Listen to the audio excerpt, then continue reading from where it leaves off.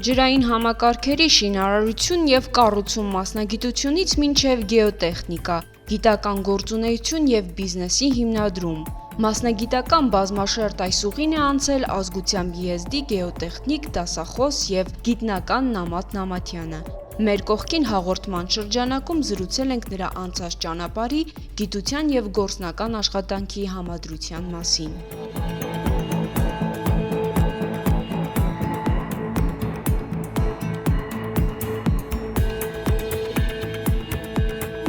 Երբ որ ես պետք է համալսարան ընդունվեի, բոլորը այնպես չի, որ կողմնորոշված ասում են, ես ես մասնագետը պետք է դառնամ, ես այս գործով պետք է զբաղվեմ։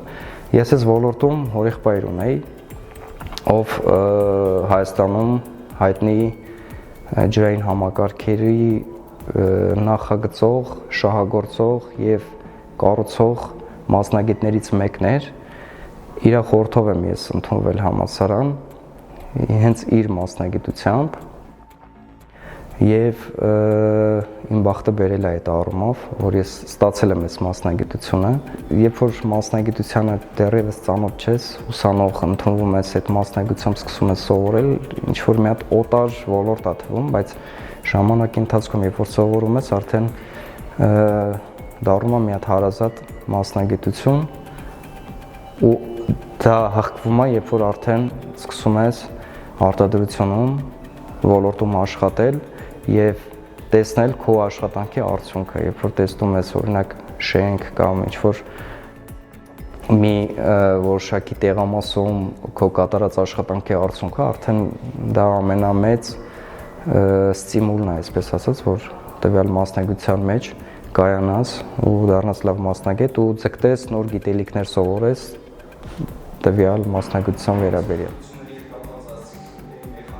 Դասախոսությամբ նա զբաղվում է դեռևս 2016 թվականից, նրա խոսքով դա ինքնաբերաբար է ստացվել, երբեք չի մտածել, որ հետագայում կզբաղվի նաև դրանով, պատմում է, որ իր ուսանողական տարիներին համալսարանը ներկայիս տեխնիկական հագեցվածությունը չուներ, այսօր նրա խոսքով ուսանողները հնարավորություն ունեն լաբորատոր պայմաններում ինքնուրույն փորձեր իրականացնել, ձեռք բերել գործնական հմտություններ և արդեն որպես պատրաստված մասնագետներ մուտք գործել արտադրական ոլորտ, աշխատելով շինարարական ու նախագծային կազմակերպություններում։ Իրանք այդ գիտելիքը արդեն ունեն, երբ որ շինհրապարակում տեսնում են, որ ինչ-որ մի հատ փորձ է կատարվում, արդեն իրենք դրանից գաղափար ունեն, իրենք էլ կարող են անել։ Բայց դեռևս 20 տարի առաջ, 15 տարի առաջ այդ հնարավորությունը չկար։ Կային սարքավորումներ, բայց շատ հին, որոնք արդեն դրանց նորմատիվային փաստաթղթերն էին արդեն ուժը կորցրած։ Շինարարի մասնագիտությունը ընդհանրապես արարող մասնագիտություն է, ես միշտ էլ մեր ուսանողներին ասում եմ, ստեղծող մասնագիտություն է, էլի, երբ որ դու անում ես մի աշխատանք, որի արդյունքը դու ինքդ տեսնում ես, եւ այդ քո ստեղծած քո միտքը, որը դու հանձնել ես թղթին, որը հետագայում կյանքի է կոչվել, մարդկանց ուղղակի կյանքի վրա ազդեցություն է թողնում։ Օրինակ բերեմ, եթե ունենք գյուղեր, որոնք նախկինում չեն ունեցել ջրամատակարարման համակարգ կամ կոյուղու համակարգ, երբ որ դու դա նախագծում ես, դա ուղղակի կերպով մարդկանց բարեկեցության աստիճանը բարձրացնում է։ Ու նույնը շենք ես նախագծում, մարդիկ այնտեղ ապրում են եւ տեսեք ինչքան պատասխանատու բան է, երբ որ դու մի շենք նախագծես կամ ինչ-որ տվյալ շենքի մեջ ինչ-որ մի հատ ինժեներական ենթակառուցվածք նախագծես, որը լինի սխալ, դա մարդկանց կյանքի եւ բարեկեցության վրա կարող բացասաբար ազդի։ Երբ որ դու անում ես լավ աշխատանք, լավ արդյունք ես ցույց տալիս, դա արդեն ինստինկտիվ ոնց որ մարդկանց կյանքի եւ բարեկեցության վրա դրական է ազդում։ Մասնագիտական փորձի կուտակումից հետո 2022-ին գործընկերների հետ որոշում են հիմնել ընկերություն, որը զբաղվում է ինժեներական ենթակառուցվածքների նախագծմամբ։ Այսօր նրանք համագործակցում են տարբեր ճարտարապետական արվեստանոցների ու շինարարական կազմակերպությունների հետ։ Իրենց նախագծմամբ արդեն կառուցվել են մի շարք շենքեր։ Կան նաև նախագծեր, որոնք դեռևս իրականացման փուլում են։ Դա այսպես նախնական քայլն էր շուկայում, այսպես ասած, հաստատվելու եւ հոգեպես բարված լինելու քո կատարած աշխատանքից։ Մի բան է, երբ որ դու աշխատում ես մի ընկերությունում, նախագիծ ես անում, բայց քեզ ոչ ոք չի ճանաչում, բայց երբ որ դու արդեն սկսում ես, դու ես տնօրենում այդ աշխատանքը, դու ես որոշում ում հետ հանդիպես, որ մի աշխատանք անես կամ որ մի աշխատանքը կարող ես անել, դու ինքդ ես որոշում, դա ավելի հետաքրքիր է եւ մարդիկ քո կատարած աշխատանքը արդեն ճանաչում են քեզանով, չեն ճանաչում ինչ-որ մի հատ ընկերությունով։ Դա շատ կարևոր հանգամանք է մասնագետների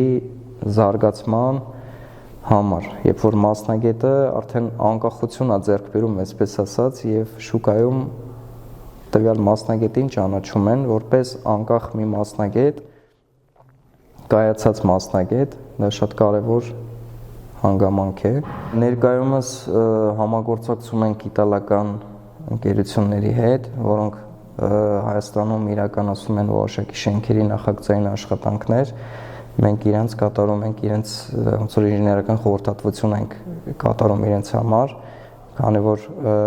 երկրների մեջ նորմատիվային փաստաթղթերի տարբերություն կա, իրենց նախագծերը մենք տեղայնացնում ենք հայաստանյան նորմատիվներով, այդ առումով համագործակցությունը կա, կարծում եմ ապագայում ավելի շատ կլինեն նման տիպի համագործակցությունները։ Գիտությամբ զբաղվելու որոշումը Նամաթ Նամաթյանը կայացրել է դեռ մագիստրատուրայում ուսանելու տարիներին։ Նրա խոսքով երբեք կանգ չի առել եւ ուսումնառությունը շարունակել է ասպիրանտուրայում խորանալով մասնագիտական ոլորտում։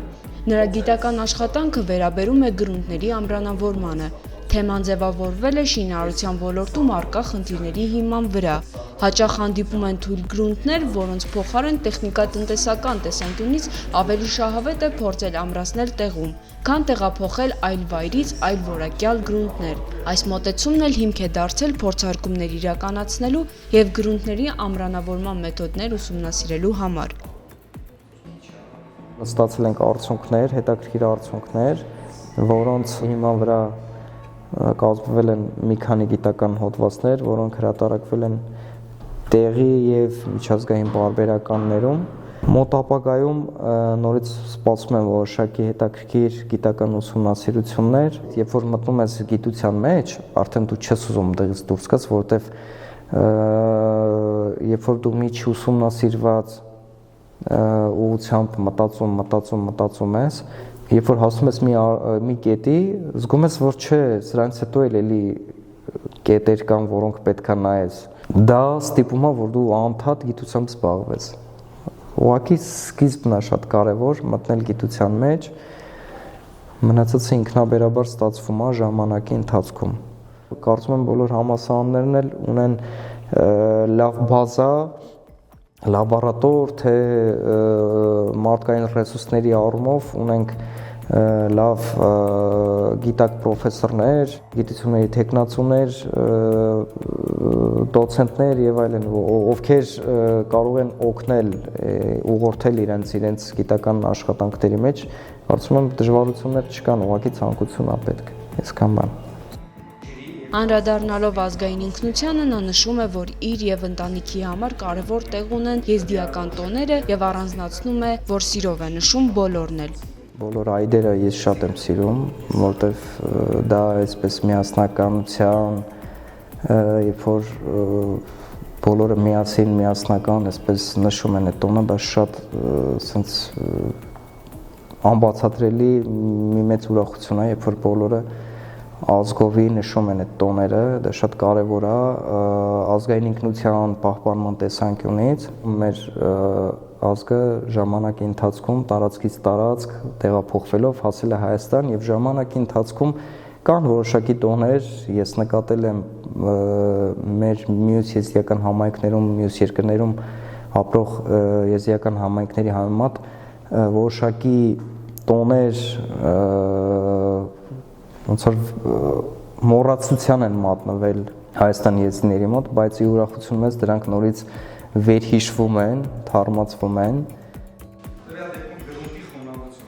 Զրույցի ավարտին Նամադ Նամատյանը երիտասարդներին հորդորում է անկախ ընտրած մասնագիտությունից մշտապես սովորել, զարգանալ եւ ձգտել դառնալ իրենց ոլորտի լավագույն մասնագետներից մեկը։